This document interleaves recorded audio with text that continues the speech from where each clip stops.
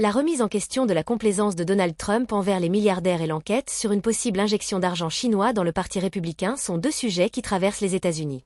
Peux-tu imaginer obtenir le poste de président mondial de Coca-Cola grâce aux réseaux sociaux? Eh bien, cela est arrivé à 6 ingénieurs que l'illogique Elon Musk a recrutés via les réseaux sociaux pour prendre le contrôle des finances des États-Unis à travers un bureau non gouvernemental appelé Doge.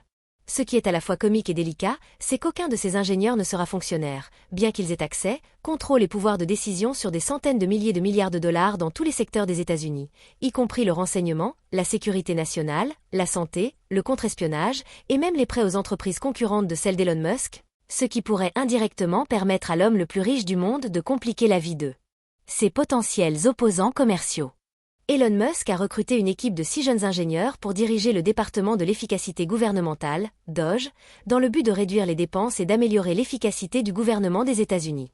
Certains de ces ingénieurs ont été recrutés via les réseaux sociaux et des forums en ligne, et certains poursuivent encore leurs études universitaires.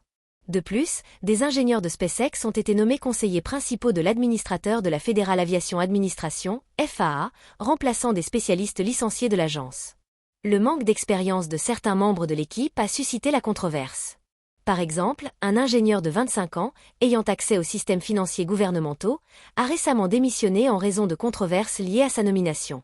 Le 14 février 2025, connu aux États-Unis sous le nom de massacre du jour de la Saint-Valentin, le département de l'efficacité gouvernementale, DOGE, dirigé par Elon Musk, a licencié des milliers de fonctionnaires fédéraux. Parmi les licenciés, jusqu'à 350 étaient des ingénieurs nucléaires et d'autres professionnels liés à des secteurs critiques pour la sécurité nationale. Ces licenciements ont été effectués sous prétexte de réduire la bureaucratie et d'économiser $1 trillion de dépenses publiques, soutenus par le président Donald Trump. Cependant, cette mesure a provoqué le chaos et la confusion, car de nombreux licenciés occupaient des fonctions essentielles dans des programmes d'armement nucléaire. Face à la gravité de la situation, l'Administration nationale de sécurité nucléaire, NNSA, a été obligée d'annuler la majorité des licenciements. Cependant, ils ont rencontré des difficultés pour contacter certains employés en raison de la désactivation immédiate de leurs emails et des restrictions d'accès aux installations. De plus, Musk a émis une directive exigeant que tous les employés fédéraux rendent compte de leurs réalisations hebdomadaires avant minuit le lundi suivant, sous menace de licenciement.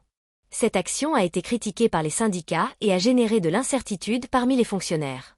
Les décisions prises par Musk au sein du DOGE ont abouti à des licenciements massifs affectant des secteurs sensibles de la sécurité nationale, provoquant des manifestations, des poursuites et une atmosphère d'incertitude parmi les employés fédéraux.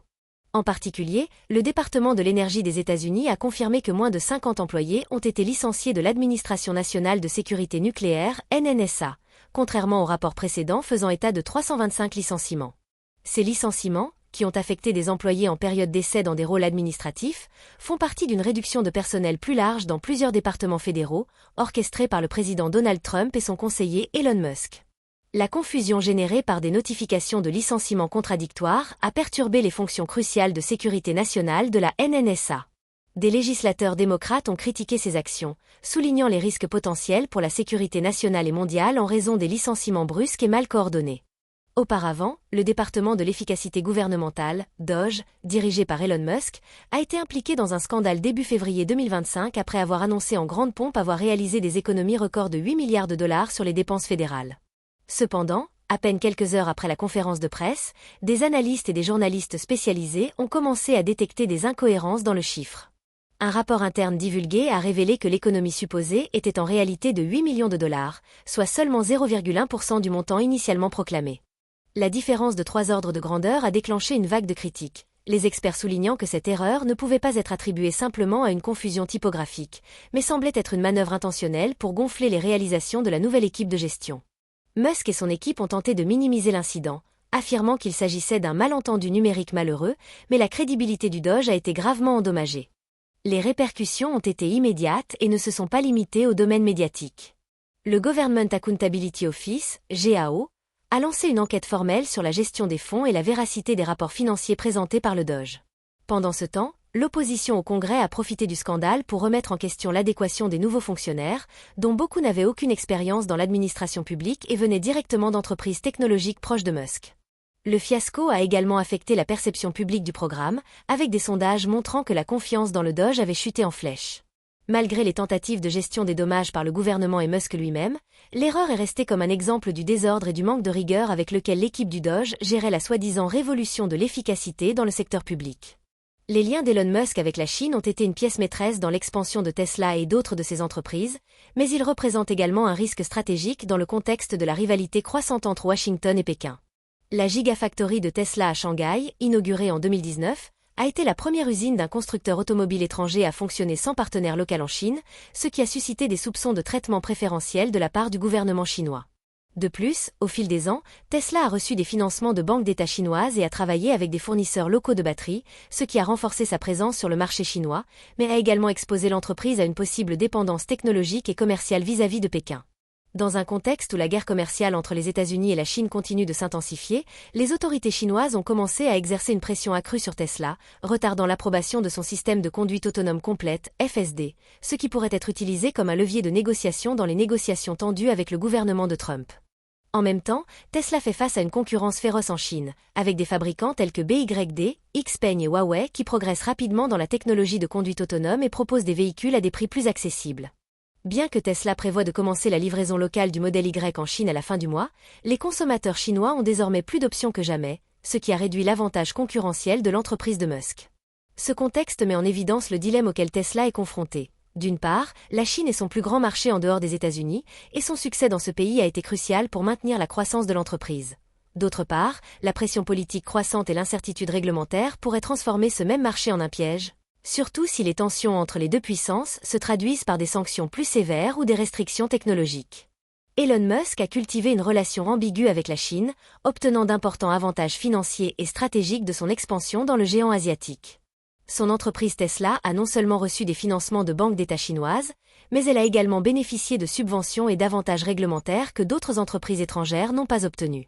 Ce flux d'argent soulève des questions difficiles sur la véritable indépendance de Musk, en particulier lorsqu'on considère son influence croissante sur le gouvernement des États-Unis à travers SpaceX, X, anciennement Twitter, et ses liens avec des figures politiques clés comme Donald Trump. Dans ce contexte, il est impossible de retracer avec certitude l'origine de chaque dollar qui entre dans ces affaires ou qui aurait pu financer indirectement la campagne de Trump, ouvrant la porte à une possibilité inquiétante. L'argent chinois a-t-il pu financer indirectement le retour de l'ex-président à la Maison-Blanche ? Ce scénario devient encore plus préoccupant si l'on considère que Musk, en s'assurant un accès à des contrats gouvernementaux multimillionnaires, pourrait opérer dans une zone grise où ses intérêts commerciaux et ses alliances politiques se mêlent à la sécurité nationale des États-Unis. Si Trump, bénéficiant de fonds dont l'origine est opaque, revient au pouvoir et facilite l'accès de Musk à davantage de ressources fédérales, le magnate disposerait d'un niveau d'influence sans précédent sur le budget de la défense, les télécommunications et l'exploration spatiale. Cela ferait de Musk un acteur d'un pouvoir démesuré, mettant également en doute l'intégrité du système politique américain, permettant à une figure ayant des liens profonds avec la Chine de gérer à sa guise les fonds et stratégies clés de la nation. Donald Trump a donné, sans restriction ni contrôle, un pouvoir sans précédent à Elon Musk, qui, bien qu'il ne soit pas fonctionnaire et ne soit pas soumis aux réglementations gouvernementales, semble opérer comme un ministre sans ministère avec un accès illimité aux ressources des États-Unis. Ce qui est le plus alarmant, c'est que Musk, un citoyen sud-africain dont les intérêts commerciaux sont profondément liés à la Chine, contrôle désormais des secteurs stratégiques comme la défense, les télécommunications et l'exploration spatiale sans rendre de compte à personne. Cette situation soulève une question urgente. Pourquoi Trump fait-il confiance aveuglément à Musk au point de lui confier un niveau de pouvoir que même les plus hauts fonctionnaires du gouvernement ne possèdent pas ? Il ne s'agit pas seulement d'une question politique ou économique, mais d'une question de sécurité nationale. Si Musk gère à sa guise les fonds et l'infrastructure clés des États-Unis, qui garantit que ses décisions ne sont pas influencées par ses intérêts personnels et ses liens avec la Chine ? Cette réalité exige une analyse approfondie de la situation personnelle, commerciale et mentale de Trump, car ces décisions façonnent un scénario extrêmement dangereux pour l'avenir du pays. Le manque d'explication que Donald Trump exige d'Elon Musk est au minimum alarmant. Musk a commis des erreurs allant de l'absurde, comme confondre 8 millions et 8 milliards de dollars d'économie gouvernementale, à des erreurs directement dangereuses, comme licencier des centaines de scientifiques nucléaires et affaiblir la sécurité nationale des États-Unis. Si Musk ne contrôle pas le ministère sans ministère que Trump lui a attribué, son incompétence est préoccupante.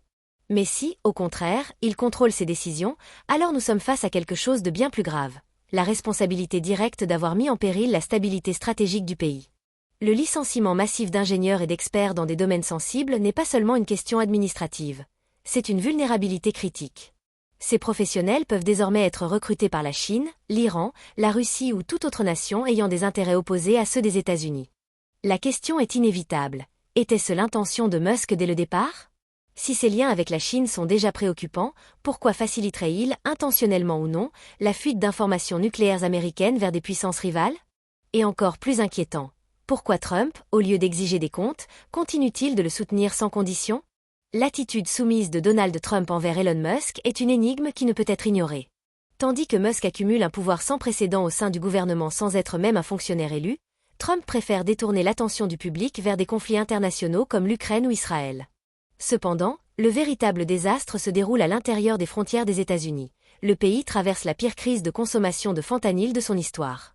Au lieu de reconnaître que le problème est déjà interne, Trump persiste à blâmer le Mexique, comme si la racine de l'épidémie se trouvait encore de l'autre côté de la frontière et non dans les laboratoires clandestins et réseaux de distribution américains.